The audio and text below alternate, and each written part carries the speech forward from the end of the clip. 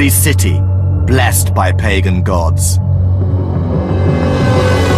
Earthly capital of a glorious empire with a divine mission to conquer and rule.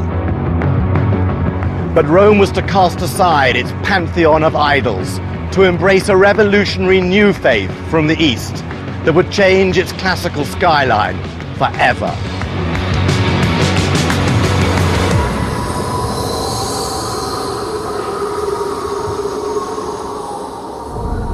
Personal salvation and the worship of one God eclipsed the gods of old.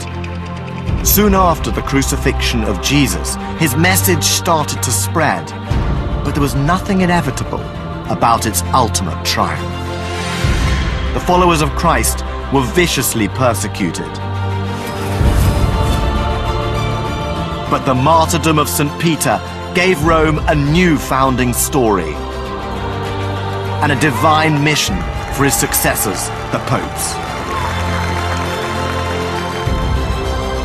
Rome became a vibrant center of Christian devotion, but it was the necessities of power that really decided its sacred destiny.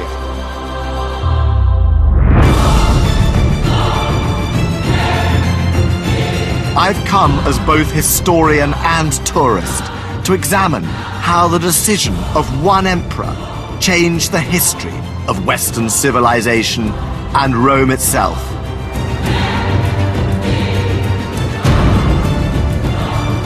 Its impact on the fabric of the city and on the lives of its citizens, nobles, and high priests. Abandoning paganism risked everything that Rome stood for, triggering confusion, violence, power struggles, and setting popes and emperors on a collision course.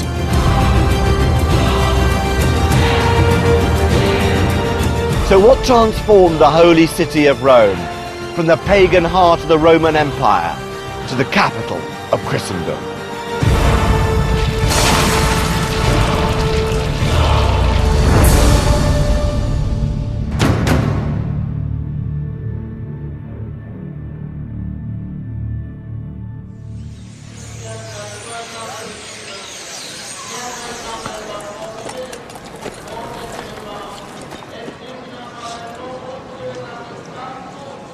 On the outskirts of Rome, a stadium once stood.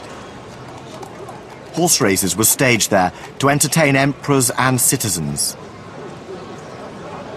But in 64 AD, the imperial racetrack became the site for a mass execution.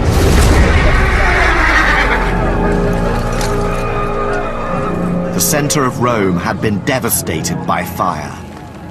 Angry Romans wanted someone to blame. So Emperor Nero offered them a new religious sect, the Christians.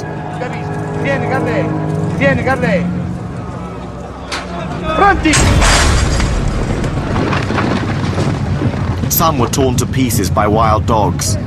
Others set on fire as human torches. And a few were crucified. Amongst them was Peter, a leader of the Christian mission in Rome and one of the original 12 disciples.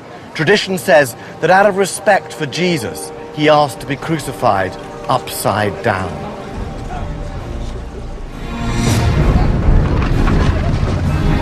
In the center of the racetrack stood an obelisk.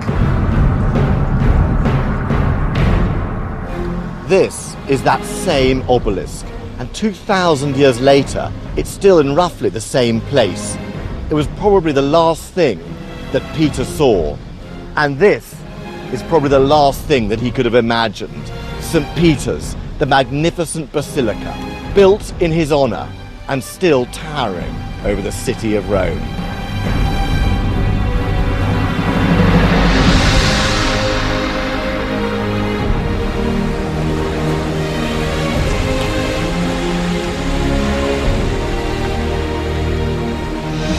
Ultimately, Peter's execution would transform Rome. But when he died, Christianity was just one of many Eastern cults struggling to survive in a city dominated by pagan gods.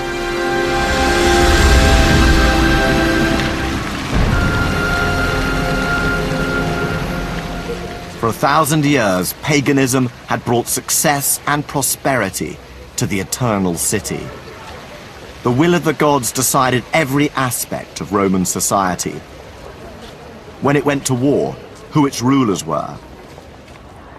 Paganism had brought Rome domination of the ancient world. The Roman Empire was flexible, embracing and co-opting foreign gods into its own state religion, but none so far had threatened the status quo. But Christianity was radically different.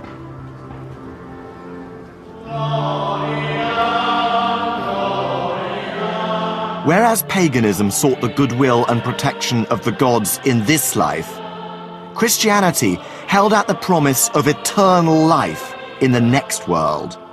But its rejection of pagan practice marked it out.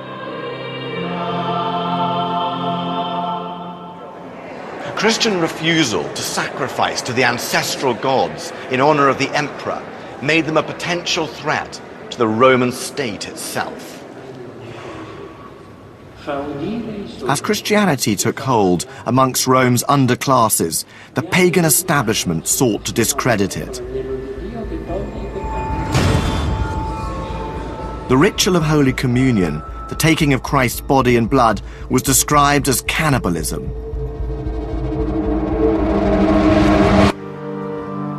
Yet, meeting in secret, the Christian community began to grow. Historian Alexander Evers is taking me to one of Rome's remaining house churches from the 2nd century. What took place in private dwellings like this would sow the seeds of Rome's unique Christian future. So what was the early church in Rome really like? Initially, you can safely say it was an unorganized heap of people and hardly any structure there, a large group, a growing group within the city of Rome, but not united. And there are differences of opinion about how to worship, where to worship, and gradually, eventually, you have those single figures of authority rising to the fore, the bishop who can pull it all together. So where did the early bishops of Rome get their authority from? From a fairly early point onwards, they're beginning to place themselves in one line with the Apostle Peter. It was the right hand of Christ, who supposedly was the first bishop of Rome. Where that tradition comes from is not entirely clear, but that tradition, I'm the successor to Peter, gives them an enormous source of authority. The lineage of bishops from St. Peter is known as the apostolic succession. It's the bedrock of the Bishop of Rome's authority and papal power to this day. But in the 3rd century, the bishops were leaders of a religion on the margins. And that's why I'm heading to the outskirts of Rome and the catacombs of San Callisto.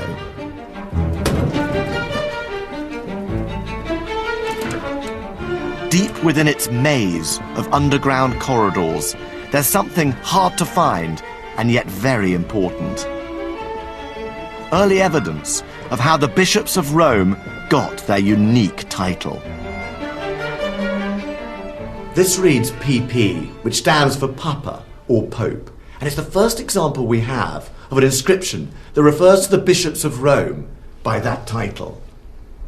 At the time, a charismatic bishop anywhere in Christendom might have been known as Pope, but gradually the bishops of Rome came to be known by that name, though surprisingly, it wasn't for almost 800 years until the 11th century that it became official. But there's something else down here that I really want to see.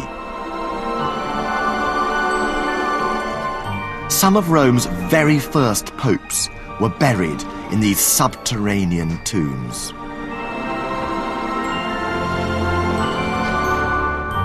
What an extraordinary room this is. This is the crypt of the popes, and 9 of the bishops of Rome are buried here, dating all the way back to the early 3rd century.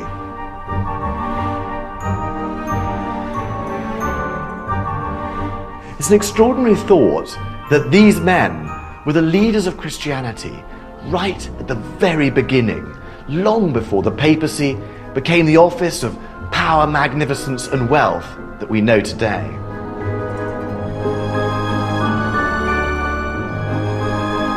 But some of these bishops, just like St. Peter, were to die for their faith.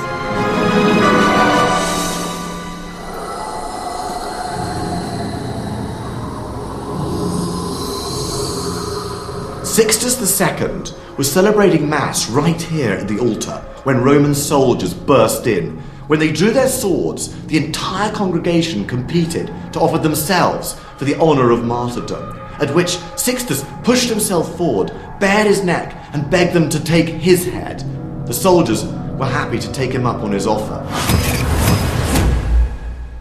They beheaded him on the spot.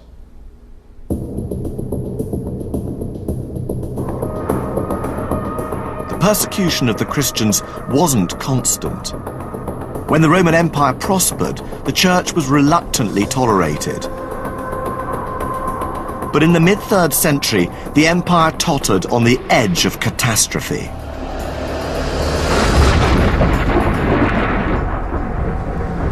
Rome faced 50 years of disaster, civil wars, invasions, and a bewildering succession of emperors.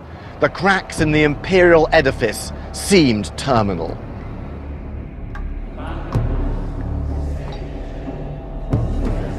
Some emperors believed that Rome was being punished for turning a blind eye to the Christians. The unity of city and empire was at stake. Something had to be done. In 303, the Emperor Diocletian launched the bloodiest persecution to date. Churches were destroyed, bishops decapitated.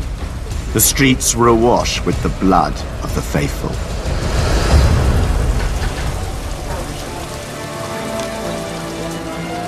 But the killings failed.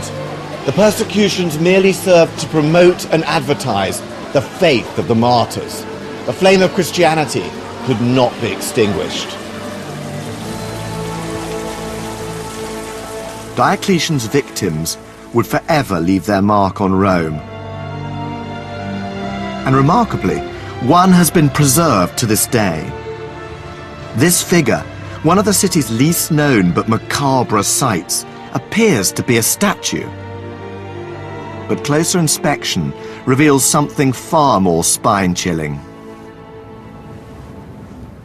When at first you look at this, you think this must be a waxwork. But when you look a little closer into the slightly open mouth, you see through the open lips of the skeleton. And if you look at the hands on the outside, they appear to be wax. But look inside, you can see not just the skeletal bones of the real hand of the body, but actually the dry skin there too. This is the body of Saint Vittoria. The cruel deaths of the martyrs didn't destroy Christianity. Their stories kept it alive. But it was still just one of many religious sects on the edges of Roman society. Only the whim or faith of an emperor could change the course of history.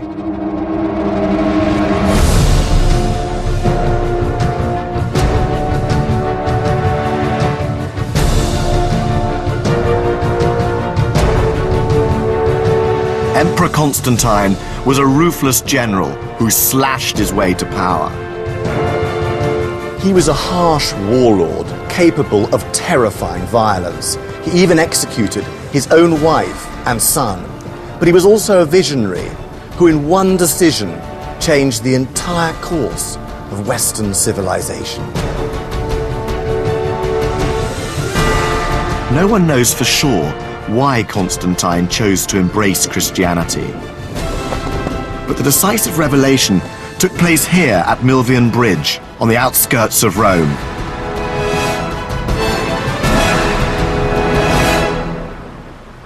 The overextended empire had been split in two, east and west.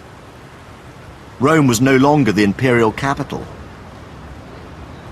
Each region was ruled by an emperor and his deputy. Constantine shared the west with Maxentius, but they soon became bitter rivals.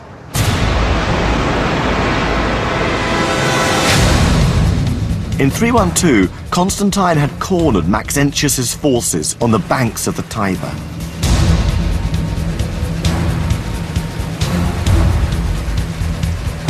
Before battle commenced, Constantine had a vision. He saw the sign of the cross superimposed on the sun with the words, "By this sign thou shalt conquer." At the very last moment, he ordered his soldiers' shields to be emblazoned with the cross. Fighting under Christian banners, he won the greatest victory of his life.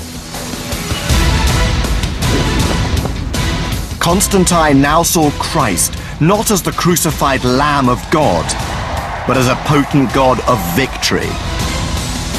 He was about to turn his back on everything that had made Rome. Exchange the protection of many gods for just one. Overturn 1,000 years of Roman history and embrace the faith of persecuted radicals. But could Rome withstand this revolution? Constantine was willing to take that gamble. But while an emperor could change his religion overnight, Rome's pagan citizens would take longer. The arch built to mark Constantine's victory shows how controversial this change of policy was. This arch contains a surprise. If you look up here on line 3, you'll see that the divinity that Constantine thanks for his victory is subtly ambiguous. It could be either Christian or pagan. Constantine doesn't give thanks to the pagan god of war, but neither does he reveal his new faith. He uses a general term for divinity, divinitas, which was acceptable to both pagans and Christians. Promoting Christianity in a world where the majority was still pagan would need tact and diplomacy, even from an all-conquering emperor. Constantine's cautious approach to conversion is reflected in the 4th century church of Santa Pudenziana.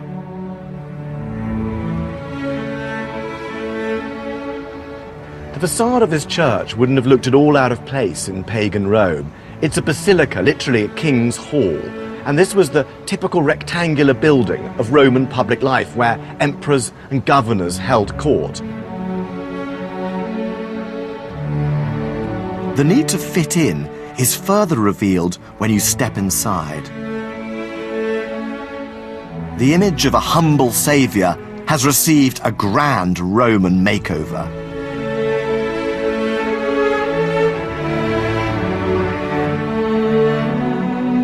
Jesus isn't nailed to the cross like a common criminal.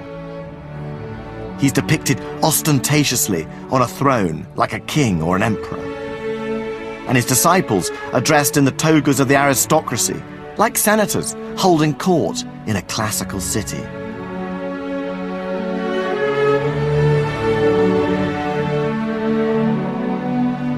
Pagan Romans coming in here wouldn't have been shocked or put off by anything they saw.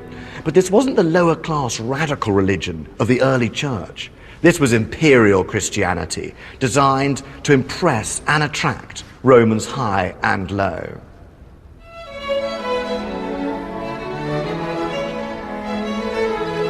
Christianity was becoming Roman.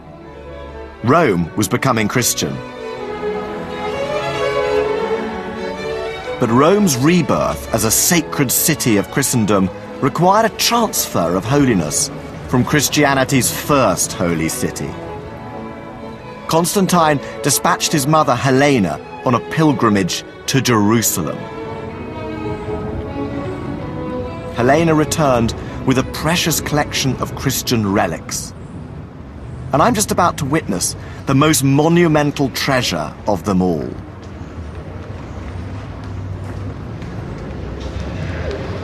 This is one of the Empress Helena's most extraordinary finds, the Scala Sancta. This staircase is believed to be from the palace of Pontius Pilate in Jerusalem. Jesus walked down these steps after he was sentenced to death. Unlike the remote pagan gods, the Christian God had a son whom he had sacrificed for humanity. And what Jesus Christ had touched, his followers also wanted to touch. For centuries, pilgrims have climbed these steps on their knees as an act of piety to get closer to Christ and honor his suffering.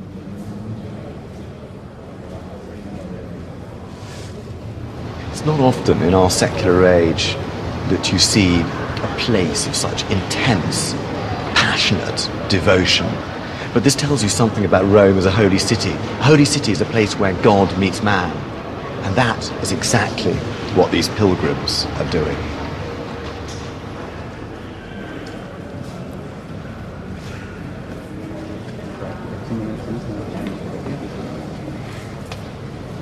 While Helena was importing holiness from Jerusalem, Constantine was keen to promote the city's homegrown Christian sites.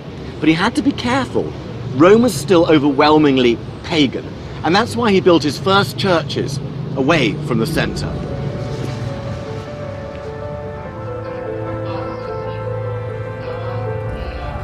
Constantine built 7 churches in Rome, but one took on supreme importance. Nero's circus had become a holy place for Rome's Christians as the location of Peter's crucifixion and burial. A simple shrine had been erected over his grave.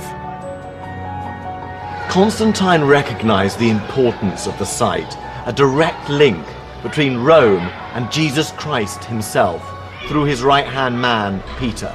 So Constantine decided to build his biggest basilica over Peter's tomb.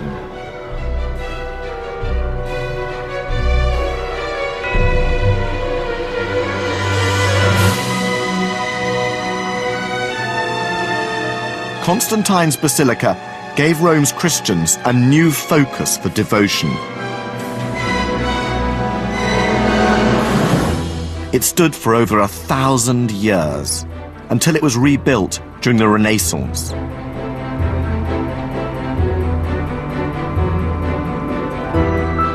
Jesus said that Peter would be the rock on which his church was built. Constantine's basilica literally fulfilled that prophecy.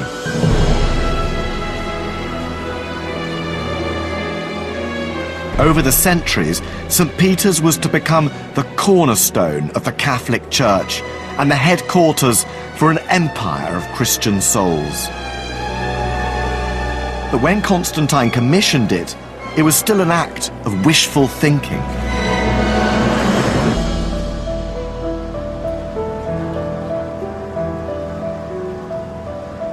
Constantine's St. Peter's promoted Rome as a Christian centre, but he died leaving a hybrid holy city, part Christian but part pagan. The temples of the old gods still dominated the skyline. Pagans still dominated the city. Constantine's divine gamble now lay in the hands of Rome's new high priests. It was now down to the popes, Rome's bishops, to really make Rome Christian.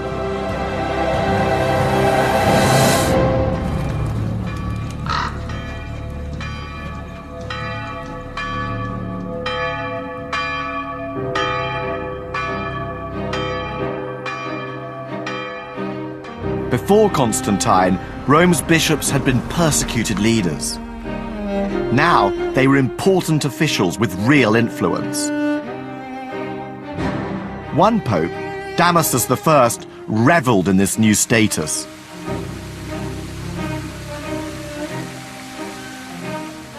Nearly 70 when he came to power, Damasus didn't allow old age to dampen his pleasures. Corrupt and egotistical, his enemies described him as a smooth-talking adulterer, or as they put it, a tickler of the ears of middle-aged women.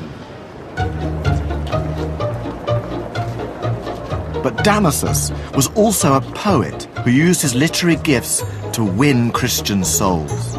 He took Rome's earliest sites of martyrdom and celebrated them in poetry.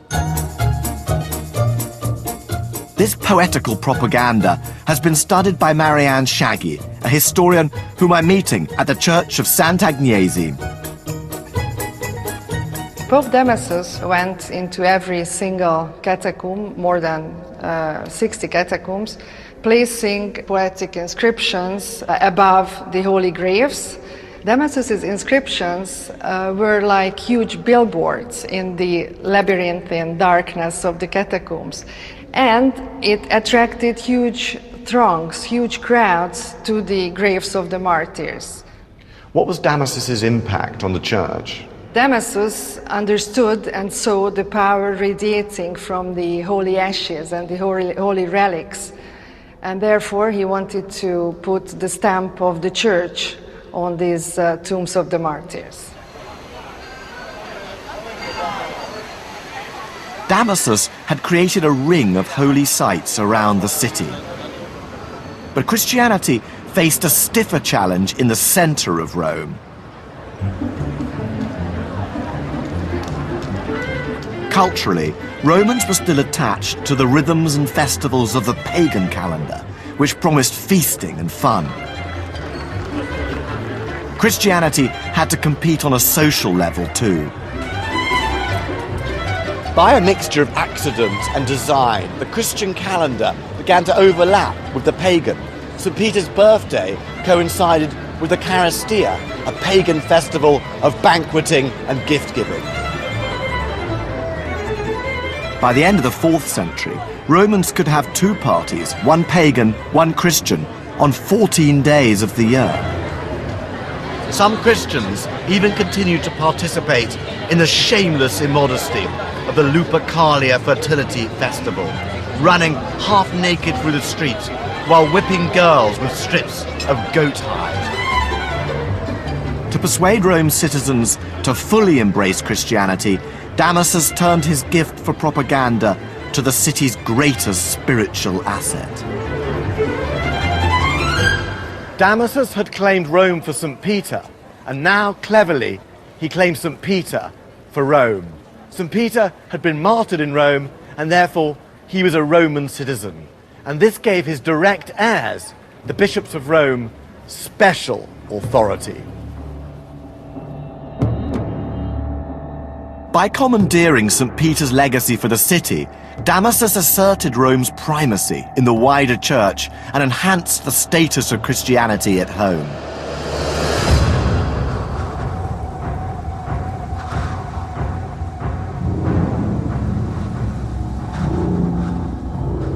Meanwhile, events beyond the reaches of the empire were to have a devastating effect on Rome, changing the holy city forever.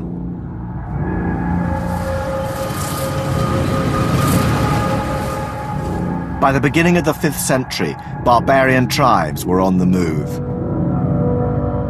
The Huns migrated into Central Europe, displacing the Germanic Goths, who became refugees on the borders of the Roman Empire.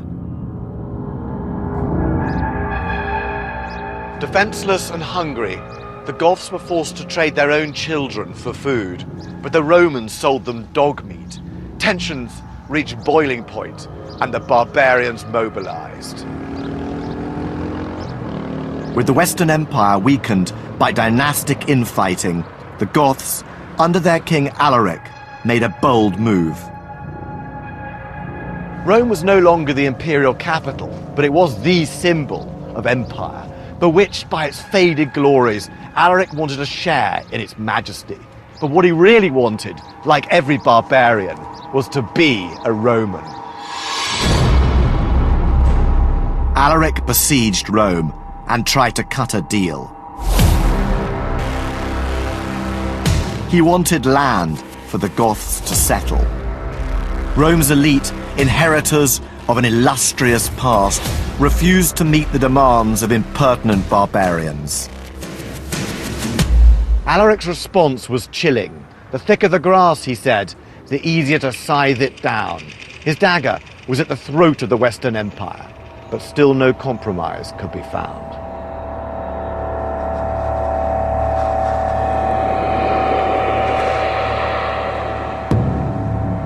Starvation set in. The Romans couldn't bury their dead inside the city walls, so putrefying bodies littered the streets. Desperate to put the population out of its misery, a noblewoman opened the city gates. Alaric's 40,000 Goths burst in. Mansions were plundered, the rich were tortured to give up their treasure, and those who couldn't flee were terrorized or killed, their women raped. The Goths were Arians, a sect of heretical Christians, so they showed some restraint. They respected the sanctity of the holy sites. St. Peter's was left unscathed, and by the standards of barbarian sackings, this one was less barbaric than expected.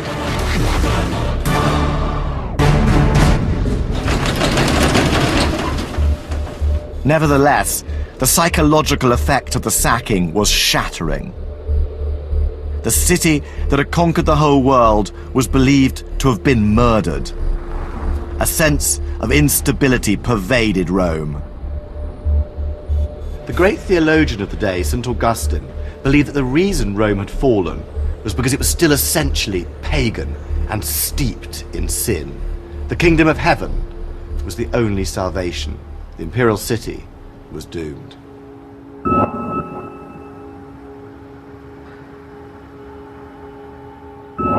Rome's mythological past, its founding fathers Romulus and Remus, couldn't be erased. Paganism was still deeply ingrained. But one pope who witnessed the sacking, Leo the Great, saw a way of channeling the prestige of the pagan world into the magnificence of the Christian.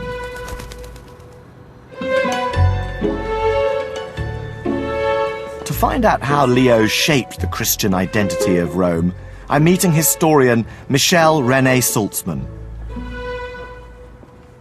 Michel, how did Pope Leo promote Christianity in a city that still had such a strong classical Roman tradition?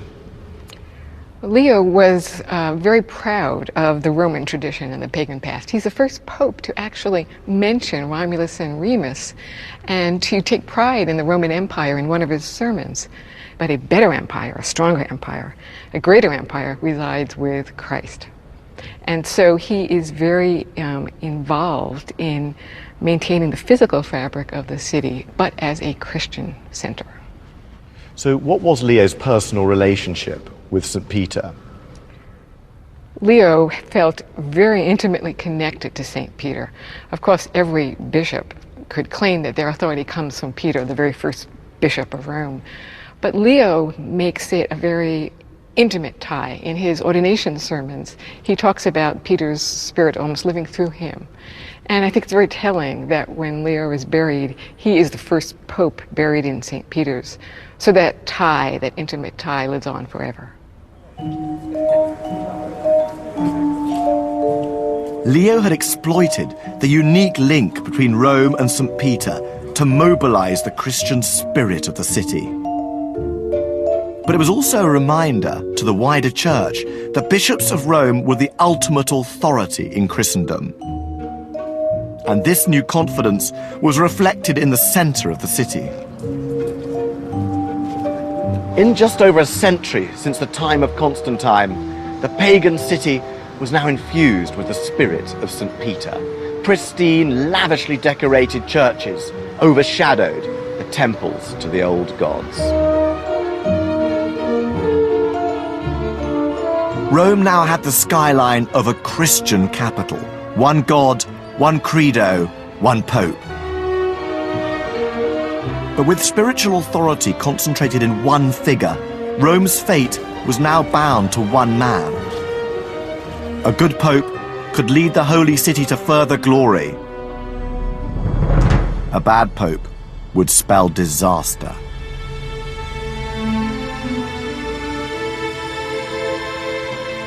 By 536, Rome and all of Italy was controlled by barbarian Christian kings. The Emperor Justinian ruled the entire Eastern Empire from Constantinople. He had a vision of reuniting the old Roman Empire with himself as Christ's sacred emperor. The jewel of Italy was, of course, the old imperial capital, but to control Rome, Justinian needed a puppet pope.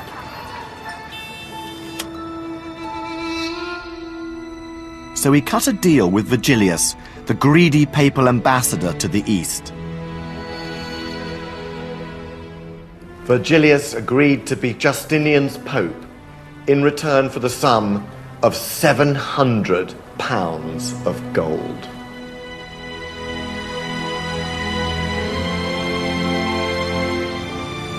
But first, Justinian had to take Italy from the Goths. He dispatched an expedition under his brilliant general, Count Belisarius.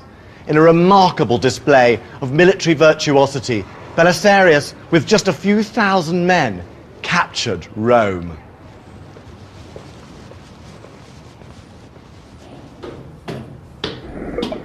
Justinian ousted the old pope and installed Vigilius. Everything seemed to be going according to plan. Vigilius now regarded himself as the direct heir of St. Peter. Justinian, Christ's vice-regent on earth, had little time for self-promoting bishops. The two were on collision course. Vigilius tried to assert Rome's authority, but he was ineffectual, pleasing nobody. Eventually, Justinian's patience snapped. He kidnapped the Pope and sent him back to the east. As the Pope's boat left the Tiber wharf, his reputation was in tatters. The crowd threw stones and yelled insults. Vigilius was even more humiliated in Constantinople. He called a council of bishops, but it descended into a brawl. Vigilius sought refuge in the palace church. He clung to the altar, but was dragged out by his beard and forced to sign a document recognizing Justinian's supremacy. Justinian's attempt to harness Rome's holy authority had all but destroyed it.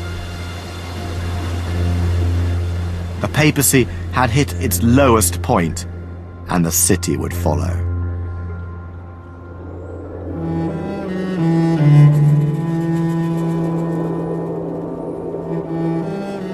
The Eastern Empire struggled to hold Italy. Within less than a generation, another Germanic tribe had its sights on Rome. The Lombards marched south, first plundering, then settling. By 590, Rome was desperate and battle-scarred. Rome's aqueducts, the embodiment of imperial might, were left to crumble.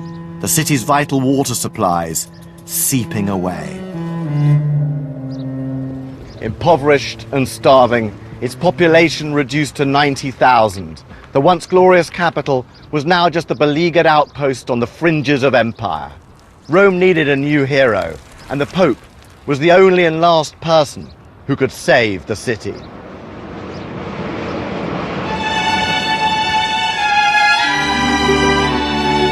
Cometh the hour, cometh the man.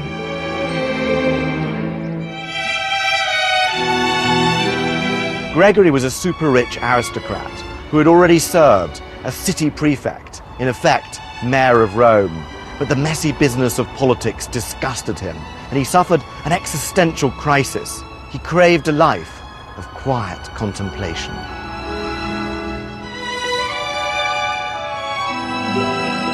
Resigning his city post, he withdrew to the family mansion here on the Chilean hill, which he converted into a monastic community.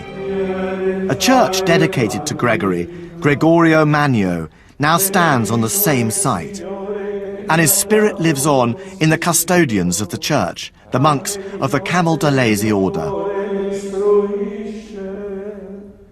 Freed from the stresses of public office, the years spent in prayer and reflection here were the happiest of Gregory's life. This is said to be Gregory's monastic cell, but there's a feature of this room that a lot of visitors miss. That's behind this grille. If you open it, look inside, there's just room in there for a small man to sleep. This is a very serene place, and it must have seemed as if Gregory would never return to the dirty world of power and intrigue. But Gregory's seclusion was short-lived.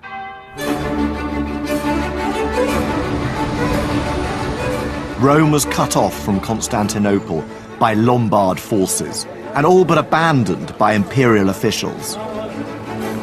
In a city on the verge of collapse, only one organization was left standing: the Church. Reluctantly, Gregory was drawn back into civil affairs. Ordained against his will, he ran a section of the city, and when Pope Pelagius died of plague, he was elected his successor.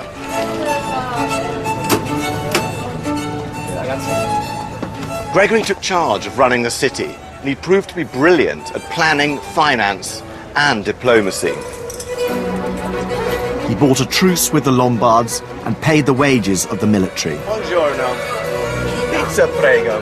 He donated his estates in southern Italy and Sicily to the Church and used them to feed the hungry Romans. Gregory set up welfare centres across the city, and he himself dined with 12 poor people every day.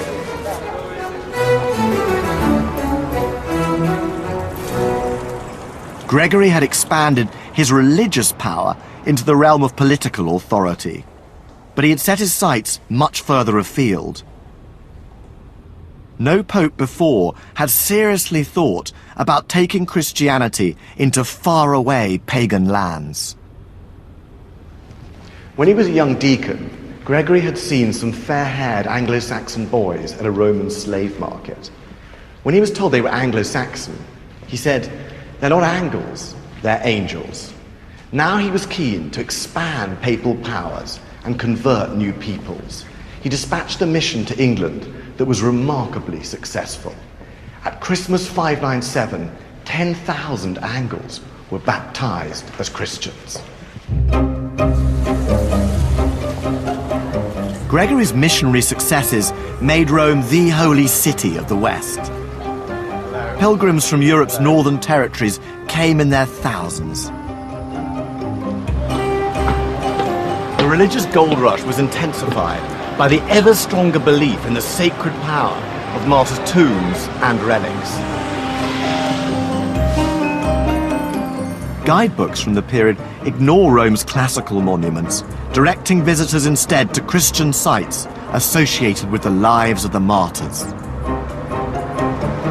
At the Church of San Lorenzo, pilgrims could see the actual grill on which St. Lawrence was roasted. At the Church of San Sebastiano, they could see the arrows that had pierced the side of the great martyr. Gruesome stories of the sadistic torments suffered by early Christians were compiled and repeated, stories that horrified and enthralled Rome's new spiritual tourists. But there was a darker side to the pilgrim boom. Everybody literally wanted a piece of the martyrs. Soon there was a macabre black market in the wizened body parts of the saints. Sometimes they just snatched the entire body. The trafficking in body parts appalled Pope Gregory, who believed that contact with the supernaturally powerful bones brought instant death. But Gregory understood the value of relics. He had special boxes made containing filings from the chains of St. Peter, and by sending them to bishops in faraway territories, he strengthened their loyalty to the Pope. Pilgrimage to the Holy City paid rich dividends for the papacy.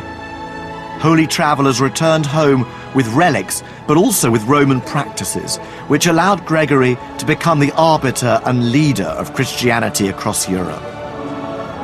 When Gregory died in 604, he was buried in St. Peter's, where his epitaph read, "God's Consul." He'd enriched and empowered the papacy, combining the old with the new. He was truly the high priest of city and church.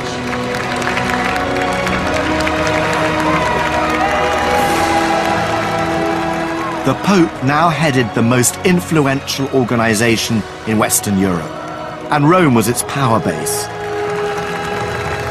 The modern papacy, as we know it, was taking shape.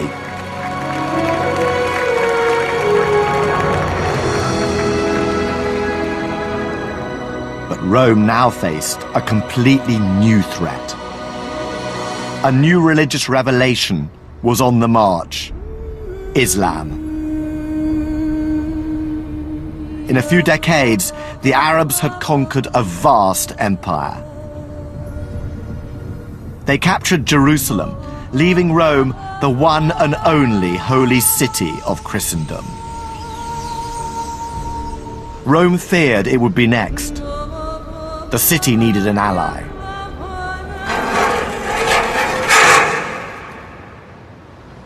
Charlemagne, king of the Franks, was a gifted soldier-statesman who had conquered much of Western and Central Europe. But he aspired to the highest crown of all, Roman Emperor. As a devout Christian, he craved Rome's stamp of approval. But he didn't need to conquer Rome. Rome would come to him. On the 25th of April, 799, Pope Leo III was near here, on his way to the church of San Lorenzo in Lucina, when he was ambushed by armed retainers of the previous pope. They tried to gouge out his eyes and slice off his tongue. Pope Leo needed Charlemagne's protection from his rivals and from the threat of Arab and Lombard invasion. And Leo could offer Charlemagne the one thing he didn't already have. There was a story told in this fresco that Pope Sylvester had healed Constantine the Great of leprosy. Sylvester's reward was Constantine's conversion to Christianity. But that wasn't the only thing that Constantine was said to have given the Pope. Pope Sylvester is in firm control. He's sitting on his throne, and there's the Emperor Constantine, kneeling and compliantly surrendering his crown to the dominant Pope. This account was a complete fabrication, but it allowed Leo to invent a new tradition, the power of popes to anoint emperors. On Christmas Day 800, Charlemagne arrived to celebrate Mass in St. Peter's. He knelt down before the tomb.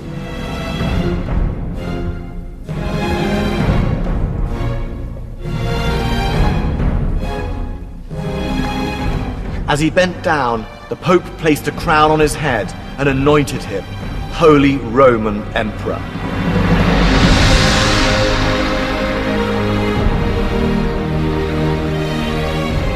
The new imperial alliance seemed to increase papal authority and protect Rome. But actually, it was flawed from the start. The popes believed that they were the ultimate source of political and religious authority, so only a pope could crown an emperor. But the emperors believed that they were the supreme power, so an emperor could appoint the pope, whose job it was to crown him. The deal didn't live up to its promise.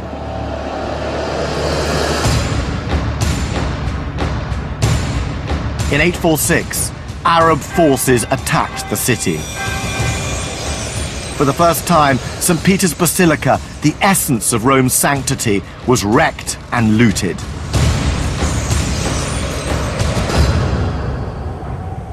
When the raiders had gone, Pope Leo IV put his faith in something more solid.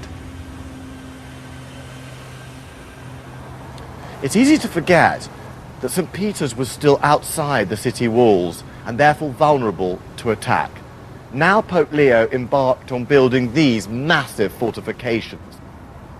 The Leonine walls were 40 feet high and 12 feet deep, and they forever changed the shape of Rome.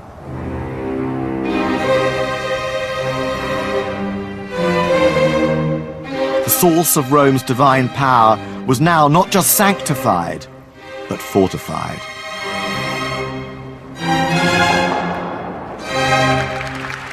Rome's holiness was protected, only for it to be poisoned from the inside. As the political power of the popes had grown, their position became highly sought after.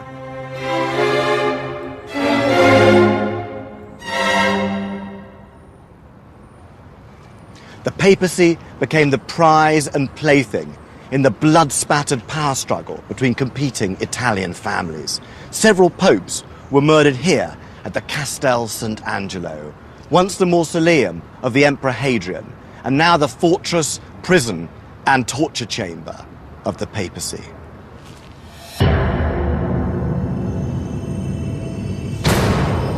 The popes became power-hungry players in the savage scheming of Italian politics. And their abuse of papal authority dragged the Holy City into its darkest period yet.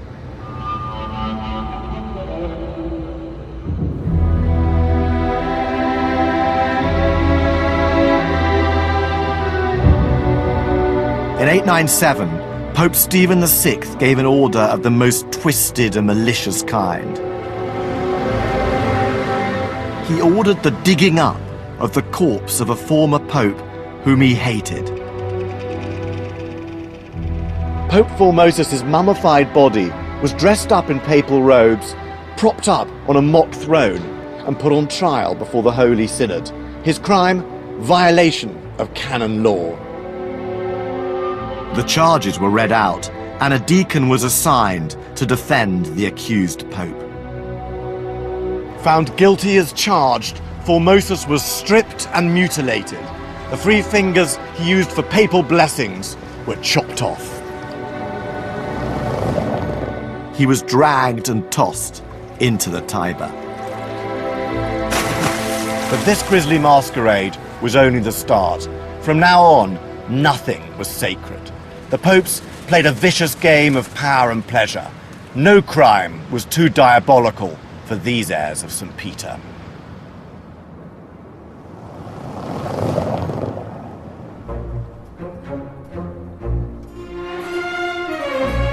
In the early 10th century, the papacy became dominated by one aristocratic family, the debauched and merciless house of Theophylact.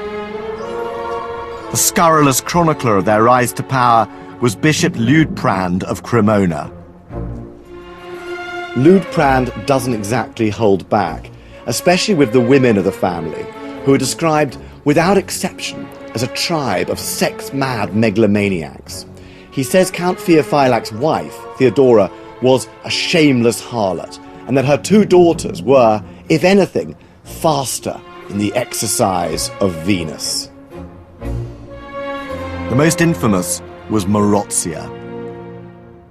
A wily politician and a murderous man-eater, Marozia must have been as gorgeously depraved as she was dynastically effective. She seduced or married an entire apostolic succession of popes and kings and managed to dominate Rome for years. Drawn deeper into the mire, Rome's once mighty popes became pawns in the cesspit of local politics. At just 15, Marozia had a wicked affair with Pope Sergius III, producing a son. Later, Marozia became mistress of another pope, John X, but she turned against him and married his enemy, Guy of Tuscany.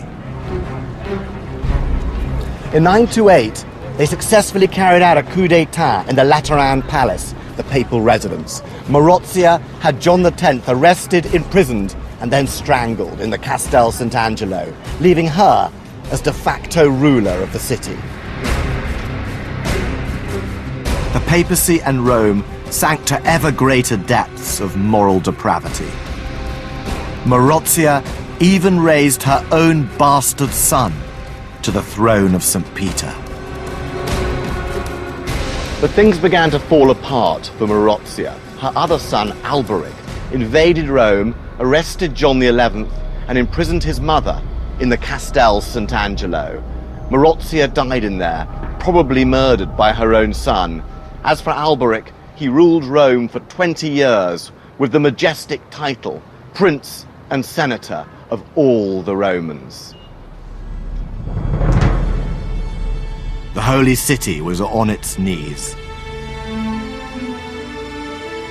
The emperors, once Rome's protectors, were now in the ascendant, dominating Italy. The Holy Roman Emperors, successors of Charlemagne and in effect kings of Germany, repeatedly marched south to attack Rome and terrorize its popes.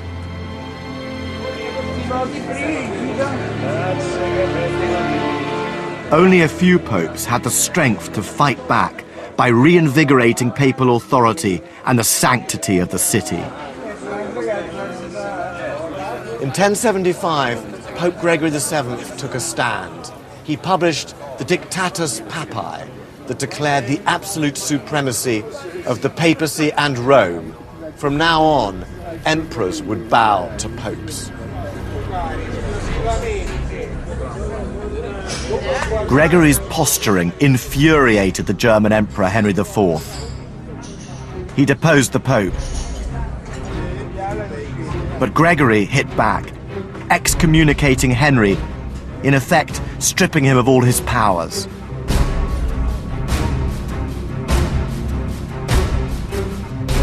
The toxic relationship between Pope and Emperor had ignited, and Rome was its victim.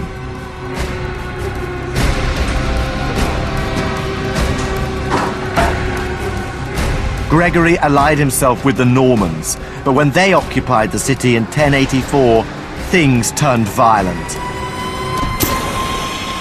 Rome became a blazing inferno.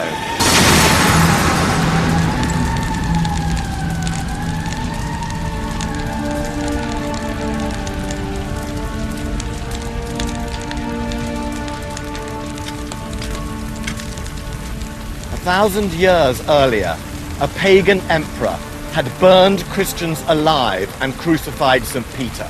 But their martyrdom had helped keep the flame of Christianity alive in Rome.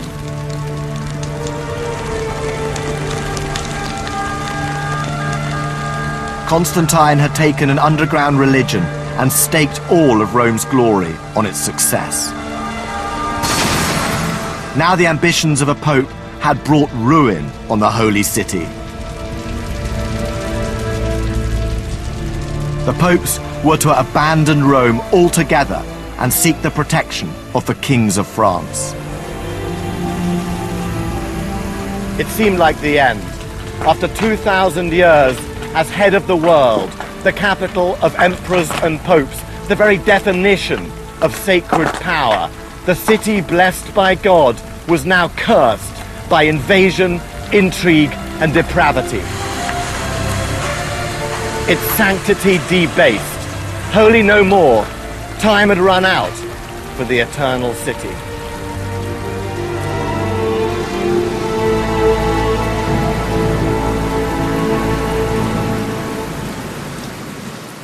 Next time, Rome rises from the ashes. How the debauchery and avarice of the Renaissance transformed Rome into the city we see today.